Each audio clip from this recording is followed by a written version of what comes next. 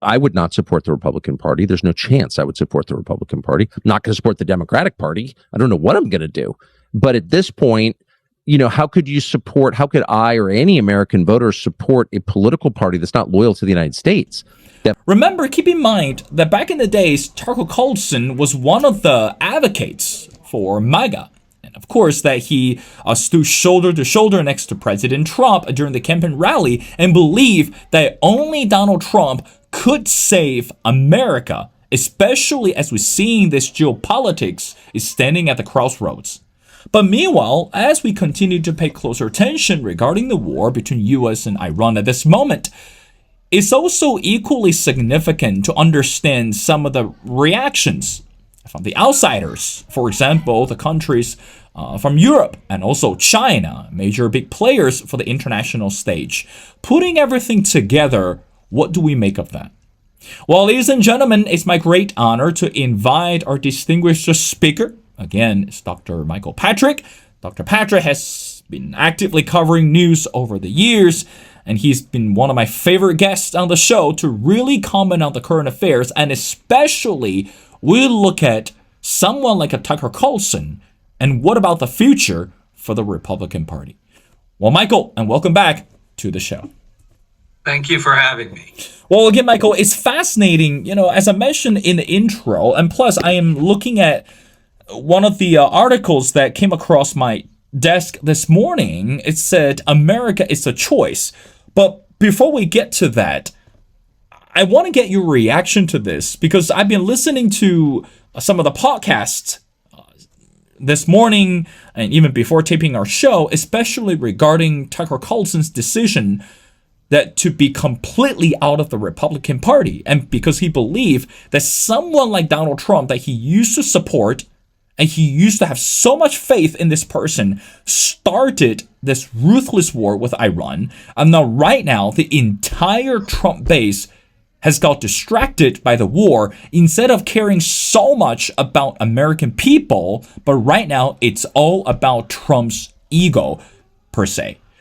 Michael, surprised or not surprised, or feel like, hey, it's better for Tucker to come out right now than being too late? What do you say to that? Well, Tucker Carlson's an interesting character, and he has been on all sides of issues that have been prominent in the news. And I watch bits and pieces of his interviews when he has a particular guest on. I mean, he certainly has influence as a podcaster. I mean, he's not Joe Rogan, but who is a major player in the American market. But he's not leaving coverage of these issues. He's simply appealing to a growing portion of his audience. And so when he makes a statement like that, it's a measured statement based on what he, not suggesting he's insincere, but he is appealing to a different audience adding them to watch him as being kind of a little bit one step back from the MAGA movement. But I can anticipate he will be very much a part of the political machinations that are going to roll forward eventually in the United States. I mean, he was weighing in on things such as the Ukraine war and in significant ways, and he's had some very provocative guests. And of course, he did the interview with Vladimir Putin, and so he's been involved. I expect he'll continue to be involved as a podcaster. I don't see it as being particularly significant in the grand scheme of things, but he's an interesting character and has had a rather fascinating background. So it'll be interesting to see how he defines himself now and rolling forward, because you can't simply have a reputation based on reacting to somebody else, even if that's Donald Trump. At some point, who you are is what has to come across in your podcast. So it'll be interesting to see how he redefines himself, remakes himself in the new era. So, well, Michael, again, it's interesting that for someone like Tucker Carlson, that he used to support Donald Trump faithfully. I mean, again, as I mentioned in the intro, that he stood next to Trump during the rally, believed that Donald Trump was this air quote Christ-centered person to save America. But right now, coming back to the statement, and this is what he said on the show lately, it says, how could I or any American voters support a political party that's not loyal to the U.S. and that put the interests of a foreign country above those of its own citizen? It's not possible to vote for people like that, and I'm not going to. And of course, that Carlson went on to say that just because he left the Republican Party, he's not going to the Democrat either. So he doesn't know what he's going to do next. And remember, he's not the only one. Margaret Taylor Greene also did the same thing. That she used to have a good relationship with Trump. And then he broke up with Trump. So she actually took to the social media to celebrate and to praise Tucker Carlson's move to be out of the Republican Party. So Michael, again, today, when we look at someone like Marjorie Taylor Greene and also look at Tucker Carlson, I'm sure there are going to be many of them. Hopefully not Megyn Kelly next. So how do we understand this Trump base when we look at the media content? So does that mean that those people could turn against the Trump, and perhaps some people even worry that they could hurt even the midterm election results for Trump? What do you say to that? Well, I think that he's following a movement that he sees happening among the Republican base. So he's reflecting in many ways portions of that Republican base that his program reaches and connects with.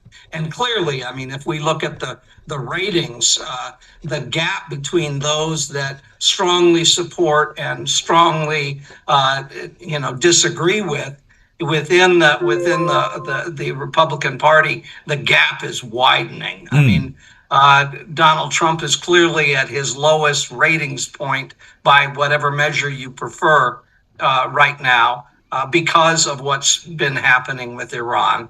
And then now the player that's getting more and more attention is J.D. Vance, who I think is one of the more interesting characters in this, at least in the temporary, because he was someone who was really not that interested in going to war with Iran. But he's the vice president. He's a team player, and Trump handed him these negotiations with Iran, and so he's there. And if it works, great. If it doesn't work, then it could be what keeps him from being able to run for president. So what's happening with J.D. Vance is a fascinating story in and of itself. I try and stay back from these movements and getting involved in them or supporting them or criticizing them fundamentally, but trying to observe what is the public saying about what's happening. And Trump is in a real challenging period. I was looking at the elections yesterday, and in terms of what to expect, and of course we had and I'm sure you may want to talk about some of this, but the fact that the Senate voted to and the House have both been engaging in whether or not they stop Donald Trump from being able to use the military to go to war, and that those issues are right on the edge right now. And of course, we know what Trump's feelings about that are, but it's quite frankly, the country is disturbed about what is happening, and Trump seems to be kind of still swinging and fist fighting. So we don't know what to expect in the process. And so anyway. Well, I mean, Michael, you tie into what I am going to ask next. Trump just came back from a short visit to the G7 summit. And of course, that we know that how much President Trump enjoyed the praises and also the attention, the spotlight, especially at those special occasions. Remember the type of coverage that he walked in, and the first thing he said, "I'm the boss." That really led to a bit nervous laughter, among the leaders. But again, the reason why he was there, it's the representation of the American people. Donald Trump, who he was, why he came to attend the meeting or came to the summit to talk to the European leaders regarding the war between U.S. and Iran. And also, people are concerned about the war in Ukraine. They want to know that what Trump is going to do about the war in Ukraine. And another way to see it is during the summit that he actually signed the paper that represent the U.S.-Iran deal. There were a lot of ambiguities on that paper, but we know that how much Trump boasted about the progress that he made through social media. So Michael, from your perspective, again, especially bring China into our conversation, why do you think it's so crucial for Trump to sign the treaty or to sign the agreement during the G7 summit? And also, I believe we do have a clip that Trump praised China's role in terms of the conflict or in terms of the war. So putting things together, what do you make of that? Well, clearly, one of the things you can take away from the recent period is that Trump's focus is increasingly related to China. For example, the remarks that have been made by his Secretary of War, basically, in many ways, withdrawing significantly from NATO, and that is a huge impact and has had in Europe. But it's not just where is he going? Why the withdrawal from a significant role and promise of NATO? It's because the U.S. in some ways has reached a recognition that that through the Iranian conflict that it cannot mount a two-arena war, that it can't have multiple engagements around the world at the same time. And Trump's focus has now shifted to Asia and has shifted to China and sees that as the most significant future relationship for all kinds of reasons on trade. It is clearly the at least the number two power in the world. It's sorry, Vladimir Putin, you're not it anymore. And the focus is, from Trump's point of view, I'm speaking, but it's really about China. So he's signaling he walks in the room and he finds out that, guess what? The ground has shifted. That's right. People do not trust Donald Trump, and they've got a lot of issues. And so he's in some ways, and he didn't really help in this matter, he's alienated a lot of European leaders. He has stepped away in some way verbally. This has been pretty clear, moving away from NATO at a critical time for NATO and some decision making. And he emphasized China. And I think that's why you're going to see him less involved in making promises to NATO. It's not that they won't participate, but they're not going to be hey, we're going to weigh in here and if there's war in Europe, we're going to lead the charge. He was clearly signaling no.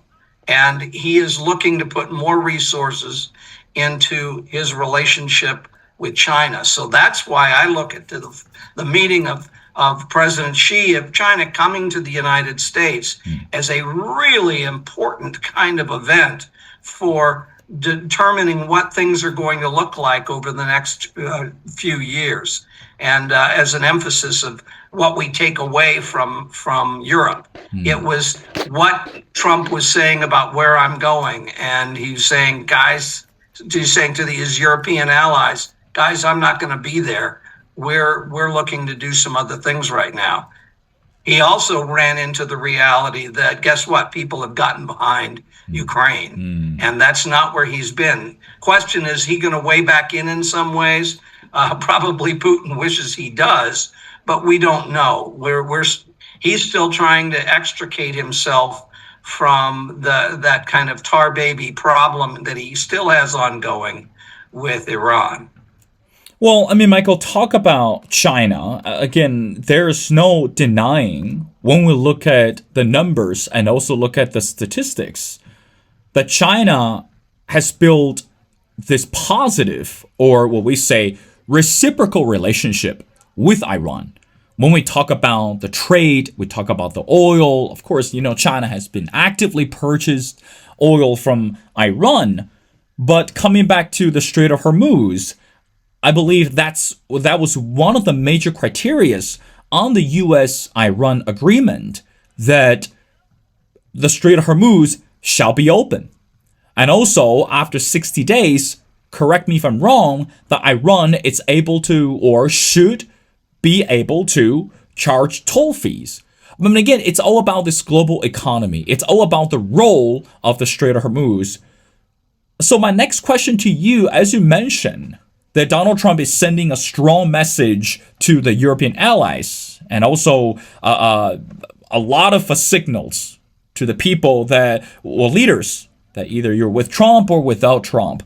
But coming back to China, why do you think it's crucial that for Trump to continue to emphasize this relationship, especially not in this competitive rhetoric, but in this positive, in this well-polished rhetoric to the outside regarding the U.S.-China relationship? Because China-U.S. today are still deadlocked in so many areas that still issues are not solved. We look at this AI competition. We look at this economic trade competition. And also we look at so many more. But it looks like Trump is willing to put those things on the back burner, but instead focusing on the bigger picture. Why is that, Michael? I think he has to recognize legacy as an issue. And I think he realizes now, perhaps not on the day he started things, and Lyndon Johnson once had a statement. I think I've used this before on early days of your show, but he says, when you're up to your keister and alligators, you forget that you started out to drain the swamp. I think he actually believed that he was going to be able to tame the Iranian issue rather quickly. And he's learned, no, that's actually been fraught with all kinds of larger issues now. But when he thinks of legacy, I think he's thinking China, and that he is going to that may be a significant part of his next endeavor will be in some way related to China. I don't think, I think he sees Europe as something he's kind of needs to extricate himself from as well. I don't know how that's going to work. Certainly, the Iranian issue is going to be there, whether he likes it or not, for a long time, because a lot of significant players are involved and connected to that. I was looking at what China is doing, and they're doing fine with workarounds and land shipments and other things that they're doing, and they've gotten some tankers out. But that's going to be an ongoing mess. But I don't think Trump's going to let that define his Chinese relationship. So all of these other issues you mentioned, I think, are going to rise in value in terms of where we see the White House beginning to focus its attention. Michael, two more questions before letting you go. Now, let's talk about this. It's so crucial. July the 4th, we're only almost, look at the calendar, about a bit more than a month. America, it's about to celebrate the 250th anniversary. And again, looking at the article I'm reading right now, it's America, it's a choice. And the author continued to believe that America is still worth fighting for. And of course, when we talk about America, we talk about independence and we talk about liberty and freedom, or especially we talk about this economic liberty. But make no mistake, people today in America, especially I want to refer to middle and lower class, is still suffering. We know that celebrating July the 4th it's going to be a milestone, a major milestone, not only for the country, but also for anyone that who believe in America. But why today people are still questioning the future of the country? I know this is not a one-line answer from you, but I think today people are saying that in order for America to move forward, we have to put America back on track. We don't know who's going to be the next president in 2028, but countries like China, like the European allies, countries in the Middle East, are still looking at the role that America plays today. So in addition to celebrating the freedom, in addition to celebrating the milestone that America has achieved over the past 250 years, is there another message that America need to understand, or the country need to understand, in order to move forward? What do you say to that? Well, there are always in our rough and tumble political structure people in the United States with political power who really don't believe in the United States as an institution over the last 250 years.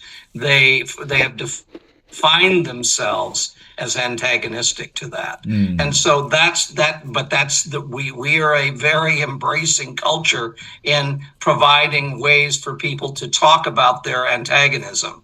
But I think you're going to see the 4th of July as a very patriotic, more centrist kind of celebration of what's happening. I think, but to get to your point, the United States' role in the world is changing significantly. While I expect to have an entirely renewed look at foreign policy under the next administration that won't be following necessarily in all of Trump's footsteps, but that what they'll be doing is rebuilding relationships around the world. Right now, we see huge alienation with Israel. I think these pendulums swing. And it'll be interesting to see what things look like in the next administration. Certainly in Europe, I expect that some of those relationships will settle down significantly and return to a little bit normal pattern. But will the United States be the top cop ready to jump in and defend Europe? I don't think so. I think we're seeing a long-term withdrawal of the United States from some of its policemen of the world kinds of expectations. I think this is going to be a quieter period for the United States coming up, ultimately, especially as new leadership rolls in. But there's certain commitments that we will see renewed, and others we won't see the U.S. be quite the player it was in the past.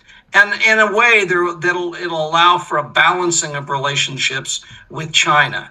And I think we could see a lot more role for the United States in this transition of power as China remains on the ascendancy. China has its own challenges ahead. And actually, I think there's room for China to grow and to do some new things that it hasn't done before in the years ahead. So I think that it's a new chapter coming. And we can we're on the early days of seeing these trends come to a fruition, come to a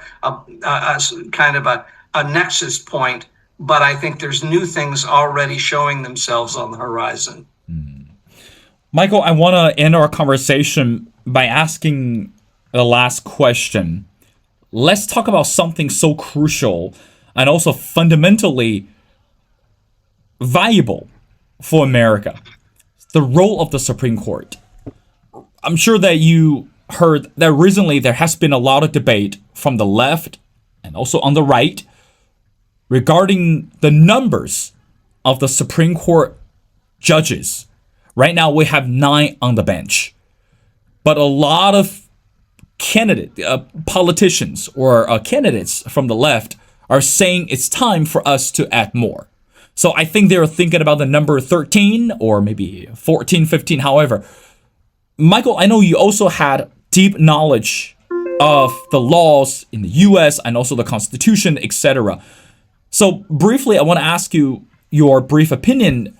Do you think it's time for U.S. to add more Supreme Court judges as we continue to see the complication, the intricacy of the politics today in the States? Well, I think if the House and Senate swing to the Democratic Party, two things will happen. Number one is there will be a strong move to impeach Donald Trump. Now, it's almost a foregone conclusion if they win both houses. Number two, the limiting of power of the presidency will be more significant. But I think that the horsing around with the Supreme Court, and I say that with a bit of a sense of humor, but also in all seriousness, I think you're going to see those questions come to the forefront. There's been a movement to require citizenship to be established to vote in the United States. And really that question remains open. But it's the power of the people, as it were, is in process of trying to shift. Right now, the Democrats don't have the power to mess with the Supreme Court and a constitutional kind of situation. And I think we'll see the court, despite all of the flurry and the arguments and the things in the press stirring up the waters, I think the Supreme Court's going to continue to carry on as it is. But there is a real recognition that depending on how power shifts in the United States, we could see a change in the number of seats at the Supreme Court. I don't think that's immediate. I don't think there's it's like something we need to start worrying about at this stage or forecasting. I do think that we are going to see this election determine some significant big decisions for the United States, just out of the midterms and who controls what. Democrats will probably take the House. I think that there's enough in this to see where the Republicans hold on to the Senate, but it could go in a significant way where the Democrats take both houses. Donald Trump's attention to the home front is going to be a critical factor in determining which way it goes. If he stays involved and kind of on the extreme edge of things, I think it works against him. And I think this is the time when he's got to make a decision about what kind of legacy he wants to leave.